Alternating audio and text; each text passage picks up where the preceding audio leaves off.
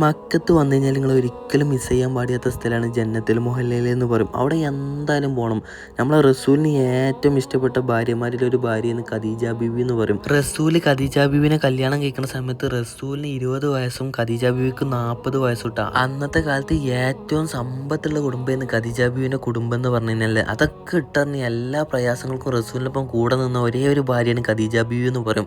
ആ ഖദീജ ബീവി റളിയല്ലാഹുവിന്റെ ഖബർ നമ്മൾ സലാം പറഞ്ഞു പോകുമ്പോൾ നമ്മളെ നെഞ്ചിങ്ങനെ ഇടിക്കും. അമ്മയൊരു ഫീലിംഗ് ആണ്. ജന്നത്തുൽ മുഹല്ലയിൽ ഒരുപാട് സ്വഹാബികളെ ഖബറും കാര്യങ്ങളൊക്കെ ഉണ്ട്. ആ ഖദീജ ബീവിന്റെ ഖബറിന്റെ അടുത്ത് എന്ന് പറഞ്ഞാൽ അവരോടൊക്കെ തോന്നുന്നത് നമ്മൾ നേരെ പുറത്തിറങ്ങി. നമ്മൾക്കൊക്കെ വേണ്ടി ആയ കാലത്ത് റസൂലും സ്വഹാബികളൊക്കെ ഒരുപാട് പ്രയാസങ്ങൾ സഹിച്ചിട്ടുണ്ട്. റസൂലിന് ഏറ്റവും ഇഷ്ടം ആരെന്നറിയോ? അത് നമ്മളാണ്. എപ്പോഴും ആയിഷ ബീവി പറയുന്ന ഒരു കാര്യമാണ് റസൂൽ ഉമ്മത്തി ഉമ്മത്തി എന്ന് പറഞ്ഞ് പൊട്ടിക്കരയിലാണെന്ന്. രാത്രിയിലെ മക്ക കാണാൻ ഒരു പ്രത്യേക ഒരു ഭംഗിയാണ്. വെറുതെ ഖുറാനെ നോക്കി നിന്നാലും സ്വന്തം അമ്മയുടെ മുഖത്ത് നോക്കി നിന്നാലും കഅബ നോക്കി നിന്നാലും കൂലി ഇങ്ങനെ കിട്ടിക്കൊണ്ടേയിരിക്കും.